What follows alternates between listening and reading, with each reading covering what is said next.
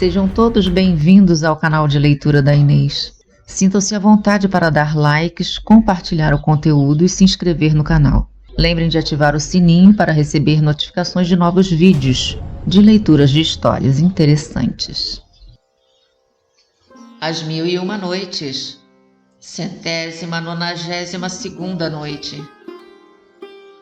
Enquanto o remador empregava toda a sua força, a escrava de Shamselnihar acompanhava o príncipe da Pérsia e Ebn-Thaher, caminhando sobre a margem do canal, até que eles chegassem à corrente do Tigre.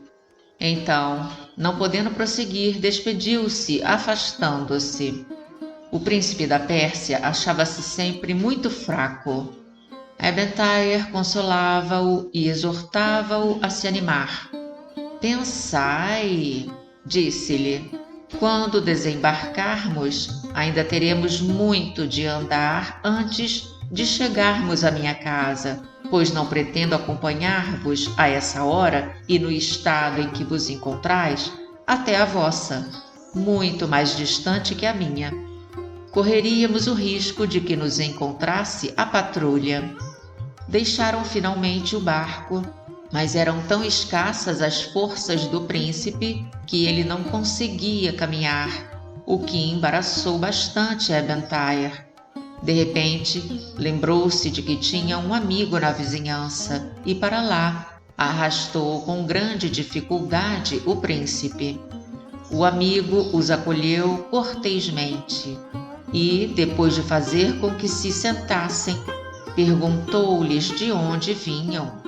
Ebn-Thaher respondeu: soube essa tarde que um homem que me deve considerável quantia planejava uma longa viagem. Não perdi meu tempo, fui procurá-lo e, pelo caminho, se me deparou esse jovem a quem devo 1000 obrigações. Como conhece meu devedor, quis me acompanhar. Tivemos muito trabalho para convencê-lo. Conseguimo-lo, no entanto, e foi por isso que só saímos da casa dele bem tarde. Na volta, a alguns passos daqui, esse jovem, por quem tenho grande consideração, sentiu-se repentinamente mal, o que me levou a bater à vossa porta, certo de que teríeis a bondade de nos abrigar por essa noite. O amigo de Ebn-Thaher contentou-se com suas palavras. Disse-lhe que eram bem-vindos e ofereceu ao príncipe da Pérsia, que não conhecia, toda a ajuda de que precisava. Mas Ebn-Thaher, falando pelo príncipe, explicou que o mal deste exigia apenas repouso. O amigo compreendeu por aquelas palavras que ambos desejavam descansar e levou-os a um aposento, onde os deixou à vontade. Se o príncipe dormiu, foi um sono agitado por sonhos horríveis que lhe mostravam Shamselnihar desmaiada aos pés do califa.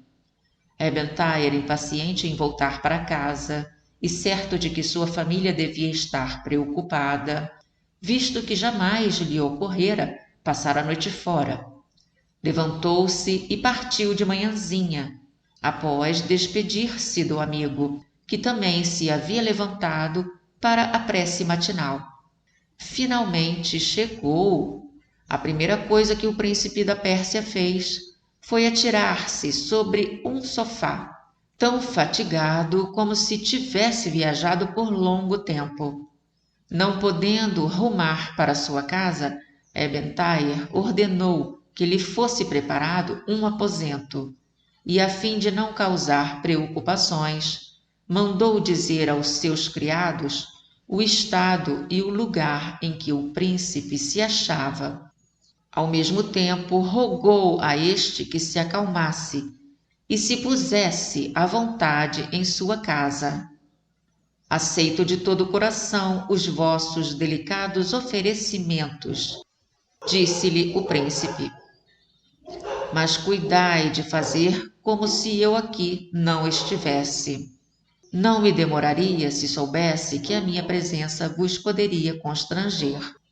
Mal Ebn-Thaher viu o momento oportuno explicou à família tudo quanto se havia passado no palácio de Shemselnihar e terminou agradecendo a Deus por ter sido livrado do perigo.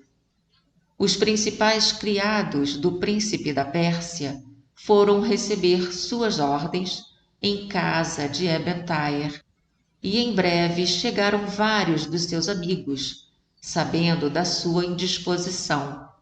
Os amigos passaram a melhor parte do dia com ele, e embora não pudessem apagar-lhe as tristes ideias causadas pelo mal, pelo menos o aliviaram.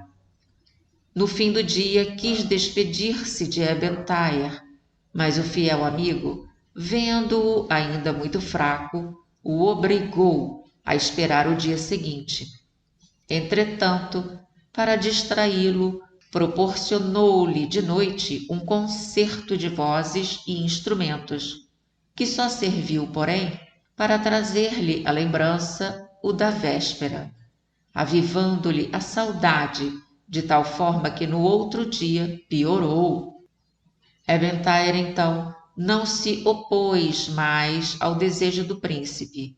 Cuidou pessoalmente de que o levassem para casa.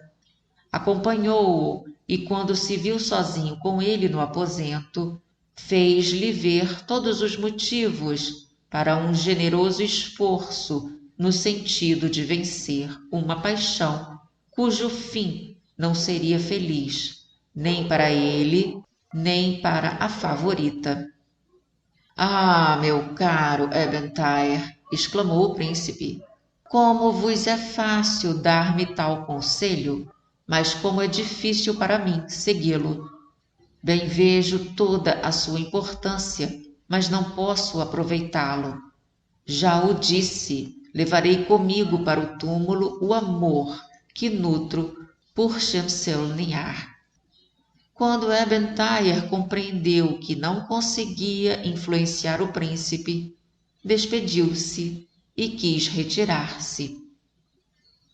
Sherazade, nesse ponto, vendo aparecer o dia, se calou. Na noite seguinte, assim recomeçou. 193ª noite. O príncipe da Pérsia o deteve. Meu prestimoso Ebn-Thaher, disse-lhe, embora eu vos tenha declarado não poder seguir vossos sábios conselhos, peço-vos não fazer da minha declaração um crime, e não deixar, por isso, de me testemunhar vossa amizade. Não poderíeis dar-me prova maior do que informando-me do destino da minha querida Shemselnihar. A incerteza em que vivo, as apreensões que me causam o seu desmaio, mantém-me na apatia que me censurais. Senhor, respondeu-lhe Ebn-Thaher, podeis estar certo de que o seu desmaio não deve ter tido consequências ruins e que sua confidente não tardará em vir dizer-me tudo quanto se passou. Quando tiver novidades, virei imediatamente transmiti-las. Ebn-Thaher deixou o príncipe com esperança e voltou para casa, onde aguardou inutilmente pelo resto do dia a confidente de Shemselnihar, tampouco vendo-a no dia seguinte. Sua inquietação sobre o estado de saúde do príncipe da Pérsia não lhe permitiu ficar mais tempo sem visitá-lo. Correu, pois, à casa dele, com o intuito de exortá-lo a ter paciência. Encontrou-o no leito, nas mesmas condições, e cercado de alguns amigos e médicos que empregavam toda a sua arte para descobrir a causa daquele estranho mal. Quando viu Ebn-Thaher, olhou-o sorridente para testemunhar-lhe duas coisas: sua alegria em revê-lo e como se enganavam os médicos que não podiam absolutamente adivinhar a causa da sua doença. Os amigos e os médicos retiraram-se uns após os outros, de modo que Ebentayer ficou sozinho com o príncipe, de cujo leito se aproximou para perguntar-lhe como estava se sentindo. Direi a vós, respondeu-lhe o príncipe, que o meu amor, cada vez mais forte, e a incerteza do destino da formosa Shamselnihar aumentam a cada instante o meu mal e me põem num estado que aflige meus parentes e amigos e desconcerta os médicos. Não imaginai como sofro por ver tanta gente, que me importuna e que não posso repelir. Sois o único cuja companhia me faz bem, mas nada me dissimuleis, suplico-vos. Que notícias me trazeis de Shamselnihar? Vistes a sua confidente? Que vos disse ela? Ebentayer respondeu que não a vira. Mal transmitiu ao príncipe aquela triste notícia. As lágrimas assomaram aos seus olhos e não conseguiu dizer uma palavra. Tão oprimido sentia o coração. Príncipe, prosseguiu Ebentayer, permite-me dizer-vos que vos estáis se torturando cruelmente. Em nome de Deus, enxugai essas lágrimas. Alguém pode entrar nesse mesmo instante e bem sabeis com que cuidado deveis ocultar vossos sentimentos. Por mais que o sensato amigo falasse, o príncipe não conseguia refrear o pranto. Meu bom Ebentayer, sei que posso impedir que a língua revele o segredo do meu coração, mas não domino as lágrimas a Shamselnihar. Se esse adorado e único objeto dos meus desejos já não estivesse no mundo, eu não lhe sobreviveria um instante. Repele ideia tão triste, replicou Ebentayer. Shamselnihar vive ainda, não duvideis.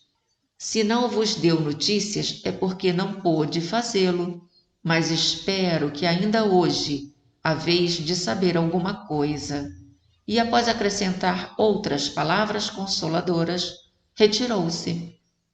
Mal Ebentayer voltou para casa, surgiu a confidente de Shamselnihar. Seu ar triste fez com que Ebentayer tivesse um mau pressentimento, pelo que se apressou em lhe pedir notícias da favorita. Dai-me antes as vossas, respondeu-lhe a confidente, pois tenho andado muito inquieta desde que vos vi partir com o príncipe da Pérsia naquele estado. Contou-lhe Ebentayer tudo quanto ela desejava saber. Quando acabou, disse a escrava: se o príncipe da Pérsia sofreu e ainda sofre pela amante, esta não sofre menos. Depois que vos deixei, voltei ao salão, onde verifiquei que Shamselnihar não havia ainda recobrado os sentidos, apesar de todos os cuidados que tomaram. O califa, sentado ao seu lado com todos os sinais de verdadeira dor, perguntava às mulheres, e sobretudo a mim, se não sabíamos qual era a causa daquele mal. Mantivemos o segredo e dissemos-lhe tudo menos o que não ignorávamos. Todavia, chorávamos por vê-la sofrer tanto e de nada nos esquecemos para socorrê-la. Finalmente já era quase meia-noite, quando voltou a si. O califa, que tivera a paciência de esperar aquele momento, manifestou grande alegria e perguntou a Shamselnihar a origem daquele mal-estar. Ouvindo-lhe a voz, ela se esforçou para recobrar a presença de espírito e, após beijar-lhe os pés, antes que ele a pudesse impedir, disse-lhe: Senhor, queixo-me do céu por ele não ter me concedido a graça de morrer aos pés da vossa majestade, para vos provar até que ponto me penetra a vossa bondade. Bem certo estou de que sentes amor por mim, disse-lhe o califa, mas ordeno que vos conserveis por amor a mim. Sem dúvida fizestes hoje um excesso qualquer que vos causou essa indisposição. Não o repitais. Alegro-me muito em ver que estáis melhor e aconselho-vos passar aqui a noite em vez de voltar para o vosso aposento. Receio que o movimento vos prejudique. Aquelas palavras ordenou que trouxessem um dedo de vinho que ela teve de sorver para refazer as forças. Depois despediu-se.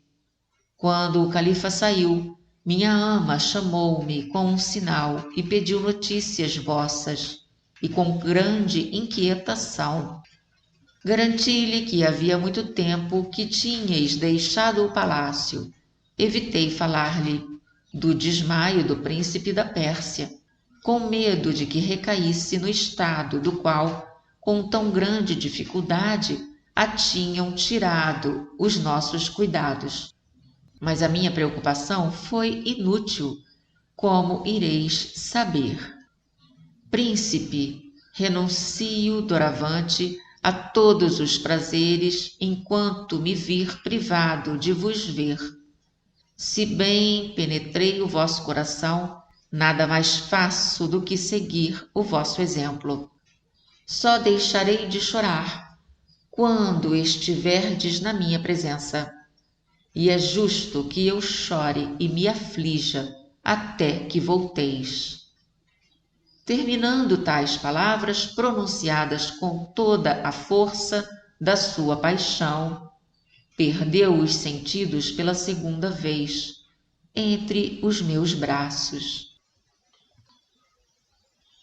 Nesse ponto, Sherazade, vendo aparecer o dia, se calou. Na noite seguinte, assim prosseguiu,